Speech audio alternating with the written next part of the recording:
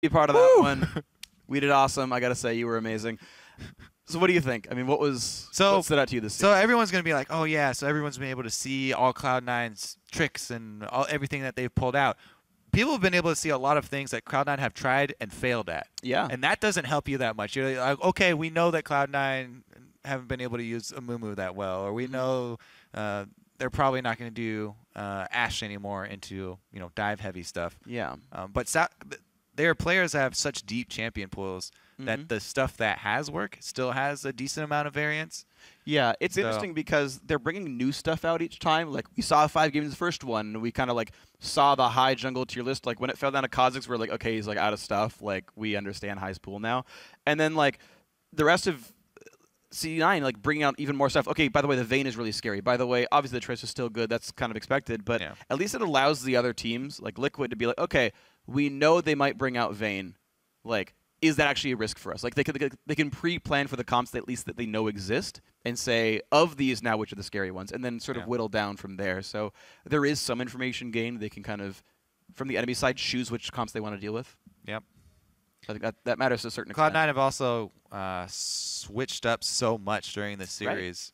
Right. Which I'm glad to see, by the way. You heard them a couple times talk about they had a lot of time to rest. They weren't part of the They needed to change up so much in order to survive. Right, and we saw 5 different styles of compositions essentially throughout today and yesterday. So I'm glad to see C9 able to execute different styles against different teams based on the champions that are available. Yeah. So I mean, massive props to them for that. I'd say the one that stayed the most static is Balls in the top lane, either Maokai or Rumble. Yeah.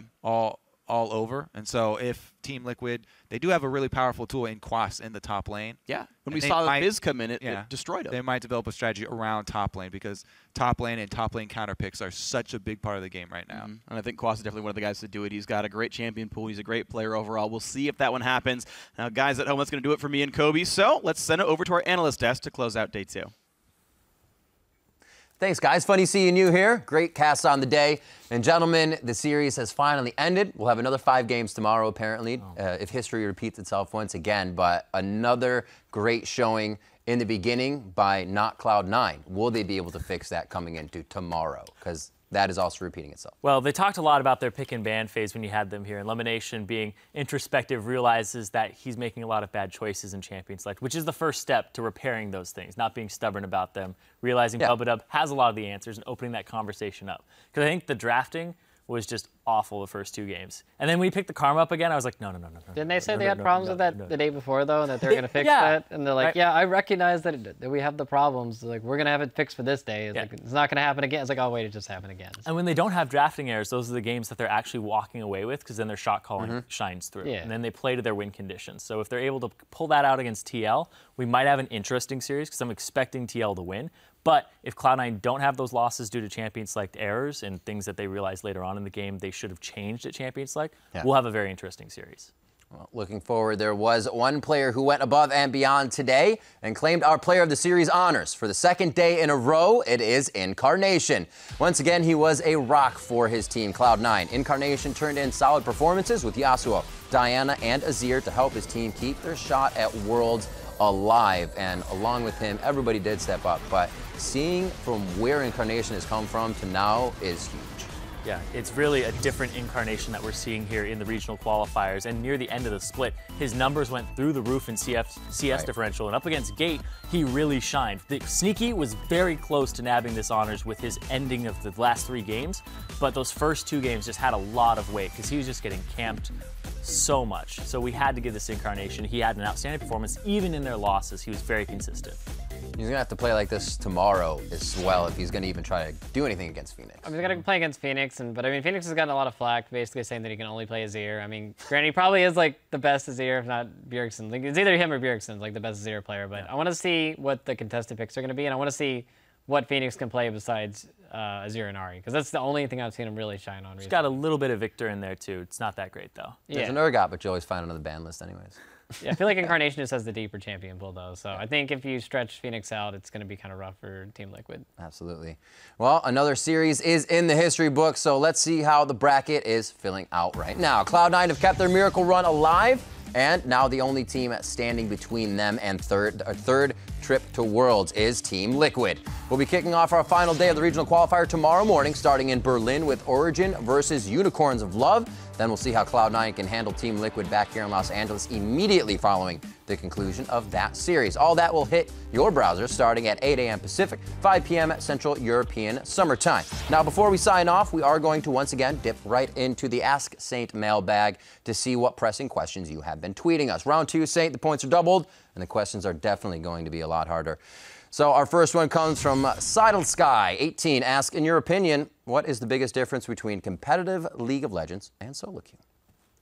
Outside of people reporting each other all the time, Indeed. I think the communication thing's really big. Like, you can be like, hey man, I'm gonna gank bottom after I do this, and I'll be there, and you can just say it to somebody, you know. But with solo queue, it's like I gotta ping and I gotta type it out, And then ping 2 more times. Yeah, and then ping 2 more times, and then show up for the gank, and then nobody does anything, and I die, and I'm like, man. And then I report them. A difference that we all live with, except for the professional playing part.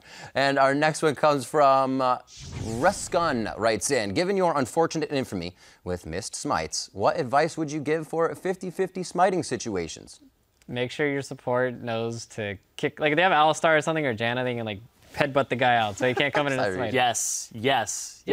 Yeah. Say it again. Say it again. Well, no, to get rid of the advice. No, it's true though. I mean, on everybody. If you have a move that can keep somebody out, or even if you're like the top laner or the mid laner, you need to zone the other guy out. Like, why make it a 50-50? Like, why don't you help the jungler out and just take out the option of getting smites stolen in to begin with? I know, like, this is me giving that advice, but it's good, man. It's good. No, you're saying you missed those smites because they didn't keep the other guy out. It's not your fault. Yeah, I have a follow-up for this, though. Blame it on somebody else. Yeah. Do you like being the one to smite with your team, or being the guy that's going to come in to steal? I like the guy coming in, to be honest. I think everybody. And though you're probably going to die after you get it, you're like, nice. Well, also when you're the one trying to secure it, if you secure it, you're like, okay, that's what we're supposed to do. And then if you lose it, it's like, oh, that's my fault. Or if you're the guy coming in, you're like, all right, well, if I steal it, I'm the god of the game. If you don't, and if I don't, well, it was over anyway. But like, nice whatever. try, man. Like, Yeah. You know, you tried. You got nothing to lose and everything to gain. Yep. All right, our final question from Dingle Hopper Lowell wants to know, are you enjoying your time more as a coach than as a player? I really like coaching a lot. I mean, I've been playing the game for like 6 years, so I definitely feel like I picked up some knowledge while I've been playing. And I mean, there's a lot of new players that I'm teaching. Like Shrimp, this is his first competitive split, and I think it helps out the players a lot that I can pass on all that knowledge to them. And it's honestly like a little bit more relaxing in some ways, but it's also a lot more stressful. Like when you send the players into the game, it's like, all right, I hope they do good, and you're just sitting there like biting your nails and stuff. You're still clicking in the back, like you're watching a football game or something. You're like, gotcha, do it, go. Yeah, you're like calling the game, but you're not in the game, so you can't do anything. You just have to, it's like a roller coaster ride. You're just like sitting there like, okay, like I hope they do what I taught them. Yeah, exactly. All right, and finally, one more Twitter conversation that caught our attention and captures the feeling going around during C9's second reverse sweep.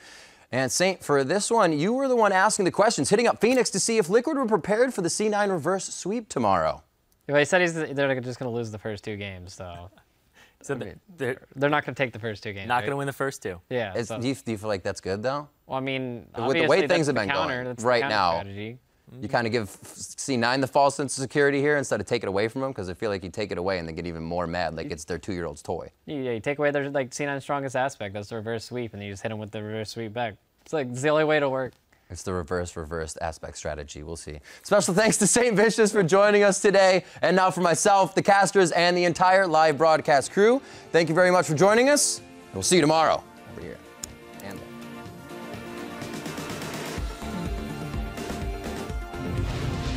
2 best-of-5s sit between either of these teams.